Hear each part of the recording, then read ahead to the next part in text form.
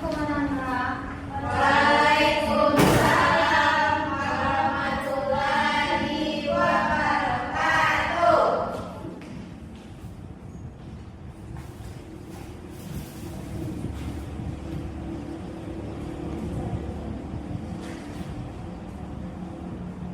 Baik, sebelum kita mulai pelajaran hari ini, alangkah baiknya kita berdoa dulu ya. Berdoa yang akan dipimpin oleh Usnul. Baik, untuk Usnul kepada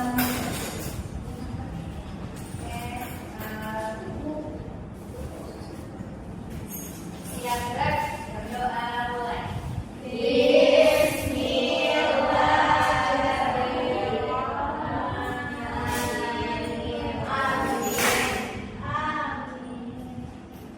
baik, Ibu mengambil langsung dulu ya. Apakah hari ini hadir semua?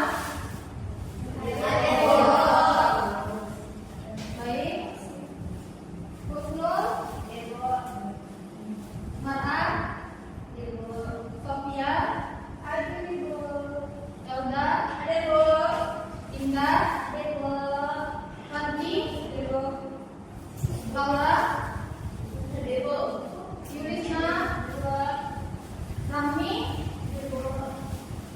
Ola, bagus, hadir semuanya ya.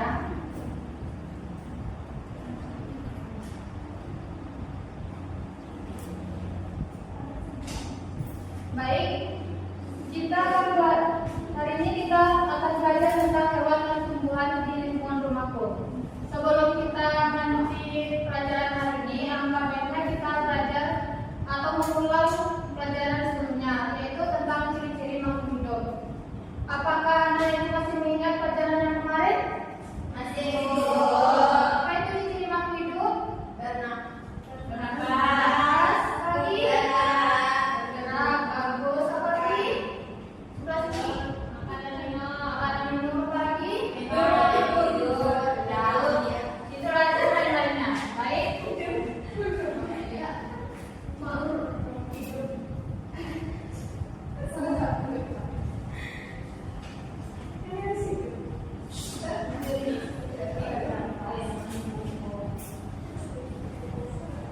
Baik, kita akan mempelajari tentang tumbuhan hewan dan tumbuhan di lingkungan rumahku. Baik, apakah Anda tahu ini gambar apa? Bagus. Baik, jadi sebagian dari masyarakat Indonesia itu mengkonsumsi nasi, yang dimana nasi itu sebagai makanan pokok atau makanan utama oleh masyarakat atau kita semua. Jadi, Anda itu tahu nasi itu mengandung apa? Karbohidrat. Nasi itu berasal dari apa?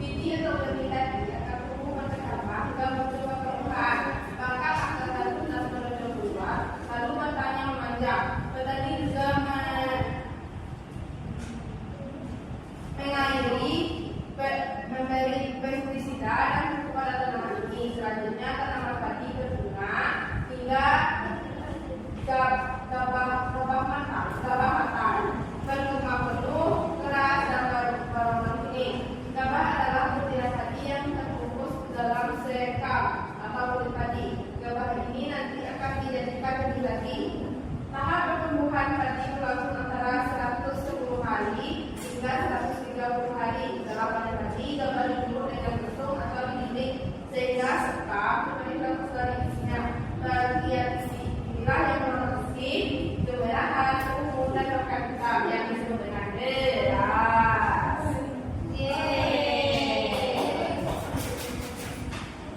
Baik. Sudah didengarkan tadi temannya membaca? Sudah.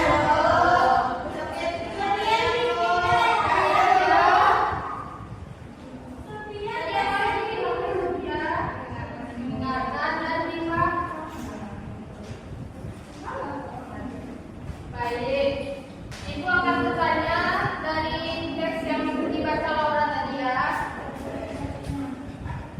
Apa yang anak-anak ketahui tentang tanaman ini? Coba tunjukkan. Tadi Ibu tadi. Terus apa lagi? Ada benih, apa lagi? Apa lagi?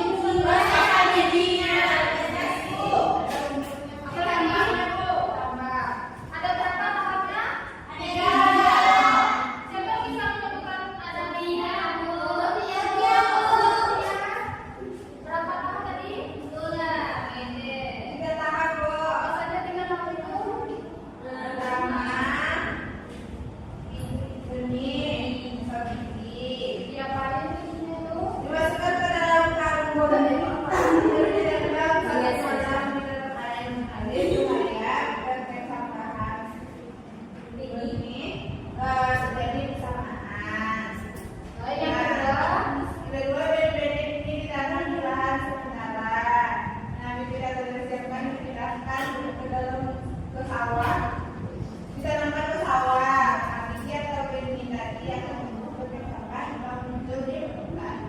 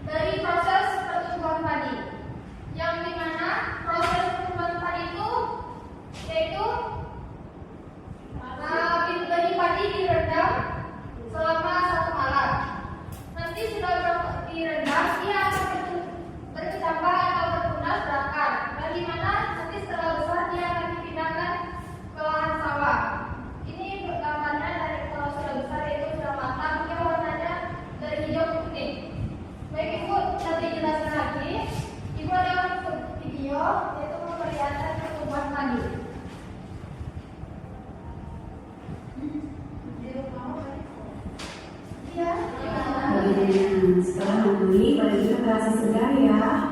Nah, sekarang kita akan meneliti tentang bagaimana belajar menumbuh di sawah. Kita lihat dan kita dengarkan dengan bersama.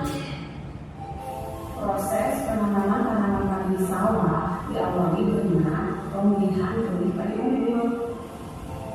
Selanjutnya, benih padi direndam di air agar berkecambah. Benih yang telah berkecambah disemai persemayan selama 21 hari. Sambil mempersemayan, tanahnya agar tetap berjemur. Ini benih padi yang sudah berusia 21 hari setelah tanaman. Bibit padi ditanam dengan jarak yang sama dan nanamnya mundur agar cepat tandur. Setelah beberapa hari akan tumbuh kuat, maka dilepas lakukan agar tanaman itu subur. Tanaman digenangi air dari usia muda hingga dewasa. Sesekali disilangi dari tanaman mengganggu atau gulma. Tanaman padi berbunga setelah berusia 60 hari. Penyerbukannya dibantu oleh serangga dan kambing menjadi padi berwarna hijau sampai berwarna kekuningan siap dipanen.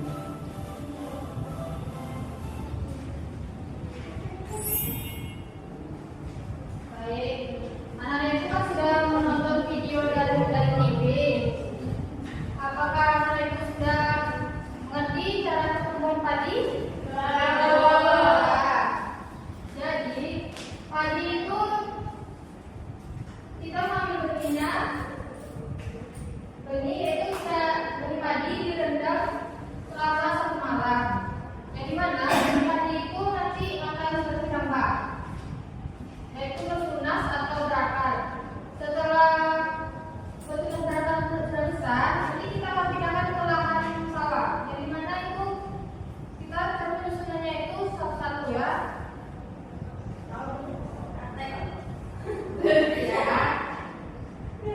Yang mana padi itu atau nanti yang akan dijadikan nasi sebagai kebutuhan atau makanan pokok bagi masyarakat Indonesia dan seluruh masyarakat dan kita semua. Jadi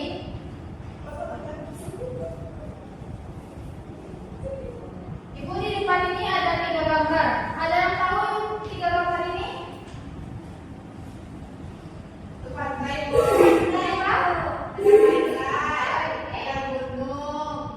Ini terus dataran tinggi ya. Ini ada sawah, buah, dan dataran rendah. Baik, itu akan menjelaskan dari 3 gambar tersebut. Yang pertama yaitu pantai. Pantai adalah daerah yang berbatasan langsung dengan laut. Pantai adalah ada yang landai dan ada pula yang terjal. Pantai yang landai biasanya digunakan objek wisata.